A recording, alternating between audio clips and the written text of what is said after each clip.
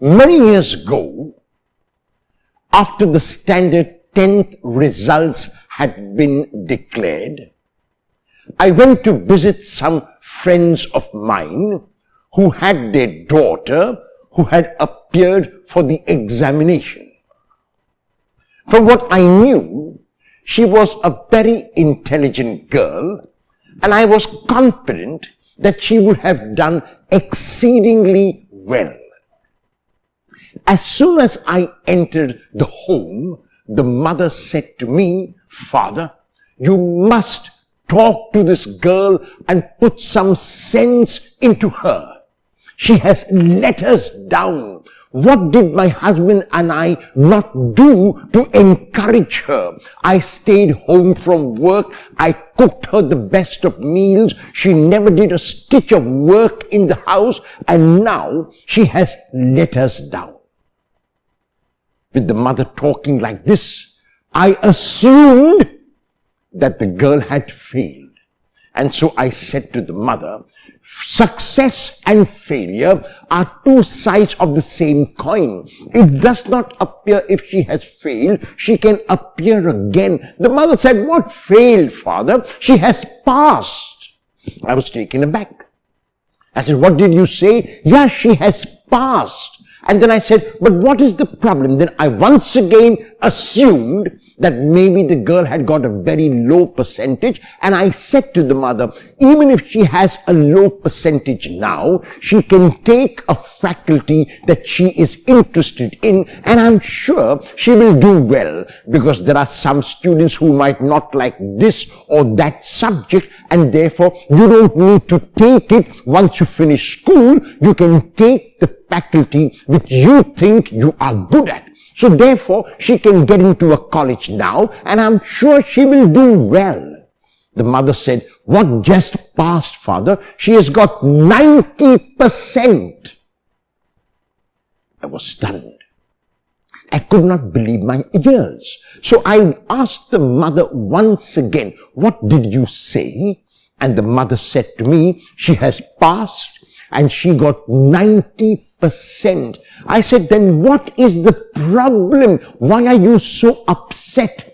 The mother said to me, "The neighbor's daughter got 91.5. The story is not over. I made the mother sit down, and I said to the mother, "If your neighbor's daughter had got 70%, which is much less than 90, and your daughter had got 71%, which is much less than 90, will you be happy?" And the mother said, "I will be very happy, because I wanted her to get more than my neighbor's daughter." In the gospel text of today, we will hear about a man who has no ego.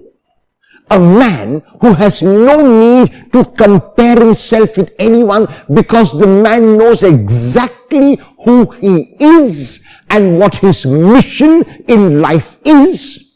And that man is John the Baptist.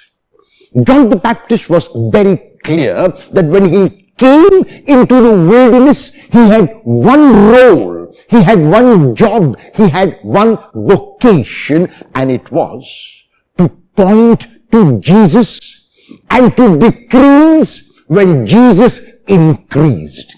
To go into the background when Jesus went into the foreground. John had no ego, he had no I. John was very aware of himself, he was confident in himself, and he was secure in himself.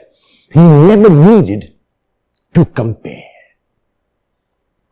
In the gospel text of today, he sees Jesus passing by. And even as he sees Jesus passing by, he identifies Jesus by using 4 titles for Jesus. And why 4? Why not 1? Because Jesus cannot be contained with 1, nor that Jesus can be contained with 4. But John wants to explain to those who are listening to him that the one who comes now is much, much greater than him, and John does not mind. Because he is secure in himself, he knows where his authority ends, he knows what he has to do, he knows what his own vocation is. And so as Jesus passes by, the first of the 4 titles John uses is, "This is the Lamb of God." And this title is the first of the 4 because it is the most significant, it is the most important, it is primary to the vocation of Jesus. And the reason where John the Baptist identifies Jesus as the Lamb of God is because he knows that Jesus is going to be the Paschal Lamb. Jesus is going to be the lamb that is led to the slaughter. Jesus is going to be that lamb which will be slain for the salvation of the whole world. And that is why John identified Jesus with the first title to Jesus, the Lamb of God. The second title John uses is that Jesus is the pre-existent one.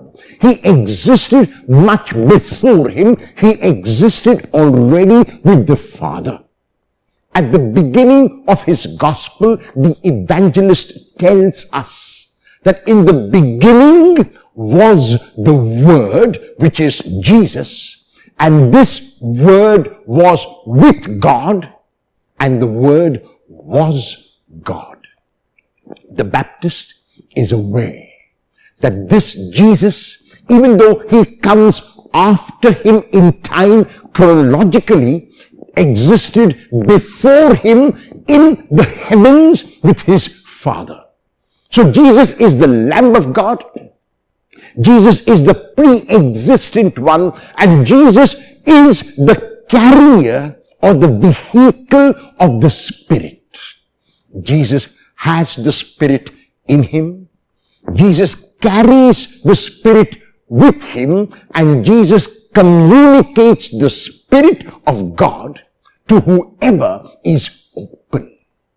And so, as the communicator of the Spirit of God, Jesus is the communicator of openness, of freedom, of inclusiveness, and of love.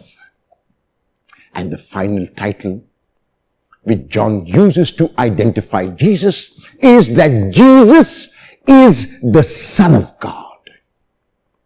And there is something beautiful about the first and the 4 titles which we must take for our reflection. In the first title, John the Baptist says that Jesus is the Lamb of God, the Lamb that is led to the slaughter. In the last title, he identifies the same Jesus as Son of God. How can the Lamb that is led to the slaughter be the Son of God? Is not God beyond death? Is not God beyond suffering? Is not God beyond pain? Yes, God is beyond all of that. But as the first reading from Isaiah tells us, that the Lord will send his Son as not only a human being, but as a light to the nations, as an inspiration to all, that even though he had the privilege of being Son of God, even though he had the privilege of being God's only Son, he will go through the cross, he will become the lamb that is led to the slaughter, he will become the lamb that is slain, only in order to show us the way to be that light for each one of us. On this second Sunday, in ordinary time, Jesus continues to be that inspiration which every one of us can draw from. He had this privilege of royalty. He had the privilege of sonship. He had the privilege of kingship, and yet he gave it all up to become the Lamb of God. If we are to imitate Jesus, if we are to be inspired by him, we cannot do so only by looking at him. We must do so by becoming like him in every way. Every one of us has our own privileges. Every one of us has our own authority. But if we can give up that privilege, if we can give up that authority for service and for love, then we will have identified with Jesus, and like John the Baptist, we too can say that Jesus is the Lamb, and in becoming the Lamb, he becomes Son.